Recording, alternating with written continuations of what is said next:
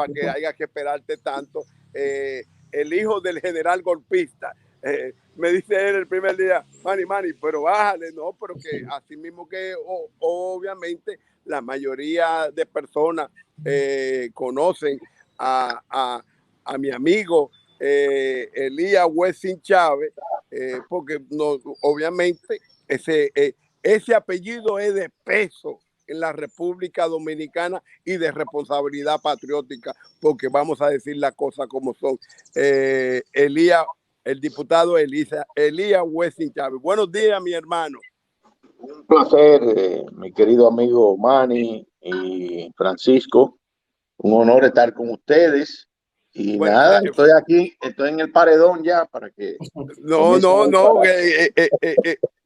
Eres nuestro primer invitado. El segundo, el primero fue Mariano hoy, pero es el primer día que traemos invitados. Y gracias por ser una persona tan accesible, porque a veces uno invita a personajes públicos y porque no eres de la élite de comunicación, no aceptan invitación. Y estos medios son tan importantes como lo son los grandes, porque tenemos algo algo que no lo tienen mucho, la credibilidad. Nosotros hacemos, Francisco es un periodista joven, responsable, tú me conoces como yo soy, una persona que me he manejado en los medios de comunicación de una manera que no me he doblado. Los gobiernos del PLD me han sacado un ejemplo de 3 canales de televisión, obviamente porque yo ni me vendo, ni estoy en oferta, ni le recibo oferta a nadie. Yo soy manizolano, responsable. Mi único acuerdo que yo hago es con el pueblo, de defender al pueblo dominicano. Elías, sí, buenos días, hermano. Indudablemente, Manny, que tú has sido un comunicador muy valiente. Son pocas las personas que tienen el discurso patriótico que tú ejerces en los medios de comunicación. Y déjame decirte que hay una clase política que te da seguimiento y que está muy de acuerdo con muchas de las expresiones y denuncias que tú haces. Nosotros en particular somos uno de esos. Pero mira, antes de contestarte cualquier pregunta, quiero referirme a lo que dijiste, de que yo soy el hijo del general golpista. Sí. Pues mira, ese término peyorativo por demás, cuando lo usa la izquierda, claro, vamos a decirlo así, un estigma que la izquierda se ha encargado de dejarlo, ¿verdad?, en sus páginas, porque ellos escriben mucho. Obviamente escriben muchos mitos y muchos embustes. Pero fíjate, si nos vamos a América Latina, tenemos que ver a Hugo Chávez, por ejemplo, que es un golpista también, en todo caso. Pero ellos nunca lo mencionan. Ellos mencionan claro, porque ellos no lo mencionan porque tú sabes bien que la mayoría de los comunistas de este país, República Dominicana, reciben su sueldo del gobierno de Venezuela. Cuando yo te hablo, perdón, cuando te digo hijo del general golpista, lo hago con todo el orgullo. ¿Por qué? Porque en este país necesitamos gente como lo fue tu padre. Muchas gracias. Con los cojones bien puestos. Muchas gracias. Con los cojones bien puestos para enfrentar cualquier situación de la que tenemos de más en los últimos 40 años o 50 años en la República Dominicana. Manny, es bueno y interesante que el diputado Elías Wessing Chávez nos dé esa versión de primera voz, porque nosotros, la nueva generación que nacimos del 65 para acá, se nos ha contado una parte de la historia, es decir, y como sabes tú, Manny, sabes Elías, siempre los vencedores son los que escriben la historia o son la parte interesada que ponen en evidencia lo que sucedió para tener una percepción de su realidad de un hecho concreto. Pero es bueno que Elías nos explique esa posición de que los radicales o los de izquierda han planteado el término del general Wessing Chávez como una persona nefasta para el Estado. A ver, ¿cuál es esa versión? Es todo lo contrario. Mira, mi padre aquí en su campamento de 1000 soldados, que fue el CEFA, lo que evitó fue que aquí se instalara un régimen tipo el que está viviendo Venezuela ahora mismo. Sí, tipo Cuba. Sí, claro, porque mira una cosa, se podrá decir que Juan Bosch era en ese momento un político liberal, vamos a aceptárselo, aunque después se declaró marxista en el 73. No creo que eso surgiera del día a la noche. Entonces, estaba rodeado de elementos de extrema izquierda que tenían un guión de La Habana, Cuba, y de Moscú, de la Unión Soviética. Aquí se quería instalar un régimen tipo Cuba. Y mi padre asumió una posición, ¿verdad? Ideológica en ese momento, siendo militar, y comandó un campamento de tan solo 1000 hombres y evitó que nosotros fuéramos prematuramente una Venezuela que hoy, tú sabes bien, que es una sociedad que está siendo esclavizada. Ahora mismo acaban de hacer un mamotreto de elecciones, en las que ya son dueños del Parlamento, es decir, ya están en la etapa de instalarse como un régimen comunista totalmente. Entonces, aunque ellos digan lo que digan, escriban lo que digan, el general Wessing y sus hombres lo que evitaron aquí fue un régimen dictatorial, un régimen opresor, y desde esa época lo hubiéramos tenido. Ahora tú me dirás, bueno, tenemos una democracia, tenemos un sistema con muchos defectos, sí, porque la democracia tiene defectos, pero es perfectible y vivimos en libertad. Y por lo menos podemos hacer este tipo de programas. Tú haces un programa de esto en Cuba y ahí mismo o te mandan para el manicomio o para el paredón o tienes 30 años de cárcel. Elías, mira, por igual. Una pregunta. ¿Cómo la familia vivió los años posteriores en un gobierno del doctor Joaquín Balaguer? Son dos preguntas en una. Sí, y luego, ¿cómo se sintió la familia cuando el doctor Balaguer a su gran enemigo, como se decía públicamente, Elías Wessing, lo nombra ministro de Defensa de la República Dominicana? Esos dos hechos, ¿cómo marcaron a la familia? Sí, no, mira, es un proceso. En el 65, en noviembre, paradójicamente, las tropas americanas y de la OEA aquí, en colaboración con el empresariado y los poderes fácticos de aquí, sacaron al general Wessing para el exilio. También lo propio hicieron con Camaño. Camaño se fue para Londres, después se fue a Benidorm y después se fue a Cuba. Buena pregunta esa, ¿por qué se fue a Cuba en ese momento? Entonces el general va a Miami, dura casi 4 años en el exilio, viene en el 69, participa en las elecciones del 70. Él entiende que en esas elecciones hubo un fraude a favor de Balaguer. De hecho, eso se puede hasta probar que lo hubo realmente. Al general lo llaman unos días antes de esas elecciones y le dicen, mire, usted va a quedar en tercer lugar, Lora va a sacar más votos que usted va a sacar tanto voto. Así mismo fue. Todos sabemos que Santiago Rey Perna, el cubano famoso que le hacía los fraudes a Batista, estaba aquí. Bien, Balaguer gana, no hay forma de reclamar ese fraude, no habían instancias como la hay ahora. Entonces el general se embarca en una conspiración para derrocar al gobierno de Balaguer de los 12 años, porque que conte una cosa es el gobierno de los 12 años de Balaguer y otra cosa es el gobierno de los 10 años de Balaguer. Por eso te dije el general golpista, porque no fue ni uno, fueron 2 intentos de golpe de Estado que Elías Wessing, el general Elías Wessing intentó darle. Por eso te pregunto, ¿cómo recibe la familia luego que Balaguer, después que humilló a Wessing en televisión nacional, que todavía yo tengo esa imagen de niño, que Balaguer hizo todo su show, ¿me entiendes? Y tenía al general hundido en una silla ahí, acusándolo de ser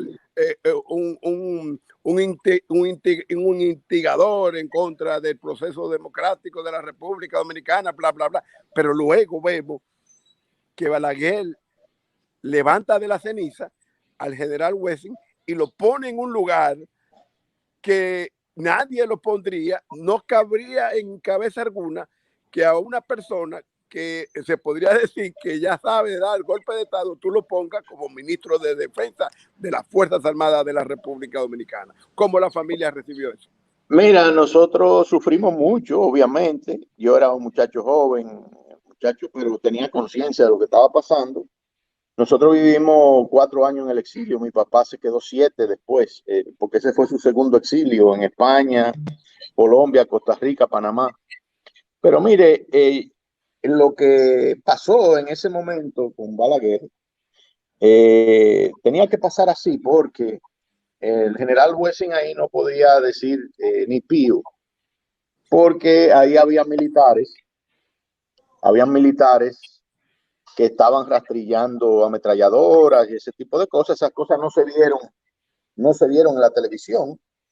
Entonces, mi ese padre, día del juicio. sí, en los pasillos del palacio estaban rastrillando. Wow. Y cuando le dan la palabra, pues mi padre no habla, obviamente, y por eso vivió, porque ahí hubiera habido no un show, no un plan para cortar la televisión y bueno, decir que el general le voló arriba a Balaguer y ya usted sabe lo que iba a pasar. Claro, claro. Pero entonces, después de Mira, eso... ese punto ahí es la primera vez que yo lo escucho. Sí, no, pero que fue así, porque Ya. a mi padre le dijeron en el proceso de cuando lo llevan al palacio que no hablara, se lo sopletea un militar, porque yo quiero que tú sepas que después Balaguer hizo una investigación sobre esa conspiración y estaban las Fuerzas Armadas metidas enteras. Y fracasó. ¿Tú sabes por qué fracasó? Porque mi papá estaba fuera de las Fuerzas Armadas. Si está dentro, el golpe se da. Ahora yo quiero aclarar algo. Claro. La lucha en ese momento de mi padre no era exactamente contra Balaguer, sino contra 2 o 3 jefes militares enquistados alrededor de Balaguer que eran enemigos de mi padre. Enemigos gratuitos, porque mi padre nunca le hizo daño a ellos. Como que entonces, ya se puede mencionar como quienes. Sí, claro. Pérez y Pérez. Pérez y Pérez, Ceja, Chinino, y una serie de gente que no debió de haber sido enemiga de mi padre porque mi padre nunca le hizo daño. Pero esas son las cosas de la vida. Entonces, viene un proceso de reconciliación con el doctor Balaguer. La Ita Balaguer, que es la hermana de Balaguer, va un día a la casa de mi padre en el año de 1981, si mal no recuerdo. Yo recuerdo que yo fui que le abrí la puerta y todo. Entonces ahí comienza un proceso de distensión entre Balaguer y mi padre. Se reconcilian y Balaguer entiende, porque mi papá se lo dice: mire, presidente, nosotros tuvimos diferencias, pero esa diferencia básicamente él le contó la historia completa. No era directamente con usted por una serie de problemas que surgieron. Entonces, ahí hubo esa conexión y en los 10 años, en las elecciones del 86, nosotros, el PQD, apoyó a Balaguer. Recuérdate que gana con los votos, con la diferencia del PQD a Magluta. Yo caí como diputado en ese momento y ahí entonces comienza una relación importante con mi padre y el doctor Balaguer. Balaguer lo nombra ministro de Interior y Policía y al cabo de unos meses lo nombra ministro de las Fuerzas Armadas para sorpresa del pueblo entero, del mundo. Sí. Pero para mi padre no fue una sorpresa en cierto sentido, porque ya la relación con el presidente era amistosa y era de hermandad. Mire, diputado, sí. yo quisiera hacerle esta pregunta, que sí, yo sé que es el tema central de esta entrevista. Pero espérate, Manny, antes de hacerle la pregunta de la actualidad, quiero todavía, me tengo cositas. Mira, a tu padre Elías se le atribuye tomar o asumir una posición de los Estados Unidos en nuestro país, que la conspiración contra el profesor Juan Bosch fue Sí. tramada en Estados Unidos. Él participó de los estudios en la Escuela de Militares de Panamá, que realmente sabemos que de ahí salían los principales. Él estudió en Conejo Blanco, Venezuela, y en Chorrillos, Perú, pero él no fue a Panamá. No fue a Panamá. Hay un documental de René Fortunato que habla de esa conspiración. Pero bien, realmente tomó tu padre una decisión propia de militar, o era un lineamiento de los Estados Unidos de ese entonces de no apoyar ese gobierno legítimo del profesor Juan Bosch, y como tú dices, con rasgo, línea a la izquierda, y los Estados Unidos no le interesaba que hubiera otra Cuba en Latinoamérica. Entonces, ¿qué de cierto está en esa teoría? Y en ese mira, Francisco, hay una situación. En la historia se dan los procesos. Mi padre viene del cuartel de Trujillo. Trujillo hacía que las tropas, cuando Castro ganó, cuando vino esa revolución, ese tipo de procesos revolucionarios, hacía que las tropas rompieran fila, que viva el jefe, rompan fila, viva el jefe y que abajo el comunismo. Esa fue una doctrina de la que todos esos militares de la Guerra Fría estuvieron empapados. Mi padre no fue una excepción a eso. Entonces, él estaba convencido ideológicamente de que a este país no le convenía un régimen tipo Cuba. Y él actuó junto con su campamento, vuelvo y reitero, de 1,000 soldados, porque también sobre eso se ha creado muchísimos mitos. De esos 1,000 soldados, ¿tú sabes cuántos murieron en la guerra? 13 nada más. 13 soldados. Entonces, si tú comparas la cifra que pone en la izquierda de que murieron tanto comandantes y que habían comandantes por aquí, comandantes por allá, todo eso es embuste. Todo eso es embuste, porque la guerra de abril aquí se dio en 14 cuadras de Ciudad Nueva y la zona colonial. En el país no hubo guerra, no hubo revolución, lo que hubo fue una revuelta. Todo eso las nuevas generaciones tienen que entenderla. Entonces, Estados Unidos obviamente tenía su política exterior y Estados Unidos no iba a permitir bajo ninguna circunstancia que aquí se produjera o se iniciara un régimen o se estableciera un régimen tipo Cuba. Entonces ellos intervinieron, pero intervinieron porque ellos iban a intervenir como quiera. Ellos nadie los llamó. No había que llamarlos. ¿Me entiendes? Elías, sí. Mira, por muchos años se vivió con el temor de las Fuerzas Armadas de Rafael Leonidas Trujillo. Sí. Por muchos años se vivió con el terror de las Fuerzas Armadas del doctor Balaguer. En estos momentos, ¿puede el presidente Luis Abinader dormir tranquilo con unas Fuerzas Armadas hechas por el PLD en los últimos 20 años? Mira, yo pienso que la coyuntura que vivimos ahora no es la misma de los años que estamos hablando. En los años que estamos hablando nos estamos refiriendo a la Guerra Fría, donde había dos polos identificables, Estados Unidos y la Unión Soviética. Ahora no. Yo pienso que esas circunstancias han variado bastante. Los militares ahora están asumiendo una actitud democrática y de respeto a las autoridades que surgen, porque no hay razón para tener miedo de que aquí va a venir un régimen dictatorial, ni mucho menos, que pero era lo que estaba pasando. No te es sospechoso que el simple hecho de que ya nosotros hablamos ese tema la semana pasada, ya el viernes el presidente había firmado unos decretos mandando muchísimos generales para su casa, y estos generales que son formación de los 20 años de gobierno del PLD. Obviamente el presidente sabe que él no está muy seguro con esa élite militar que formó el PLD. Vamos a hablar la cosa bien clara, ¿me entiendes? No, claro, ahí voy, y me iba a referir a eso precisamente, de que es una medida saludable la que ha producido el presidente con pensionar a gente que ya estaba de pensión. Y déjame decirte que faltan más, que faltan más. Y entonces eso, de alguna manera, asegura la continuidad democrática y del Estado. Y también le da chance a militares para que surjan y escalen posiciones, porque de eso que se trata también. No puede haber una élite militar que siempre esté copando todos los puestos de mando y de importancia en el país. Porque mira, se dice que el hermano de Danilo Medina era realmente el ministro de Defensa en el gobierno de su hermano, que lo que habían ahí eran testaferros, que él era Sí, que compraba, quitaba y ponía. Mire, mi estimado, es que lo que se vio aquí en el gobierno de Danilo Medina no se había visto nunca en la República Dominicana. Esta gente, yo creo que esa denominación que hace a la persecución que se está haciendo el Ministerio Público de Operación Antipulpo, yo creo que no cabe un término mejor que ese. Realmente aquí lo que había era un pulpo que tenía sus tentáculos en todas partes.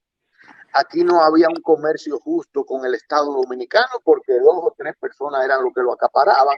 Ya. Como si se tratara de una empresa particular el país, una cosa que ni siquiera Trujillo lo hizo en la República Dominicana. Y ahora ellos están cosechando lo que sembraron. Sembraron soberbia, arrogancia, petulancia, abuso, y eso es lo que estamos viendo ahora mismo. Yo como cristiano que soy, estoy seguro que eso es lo que está pasando, es la ley de Dios. Lo que tú siembras, eso tú cosechas.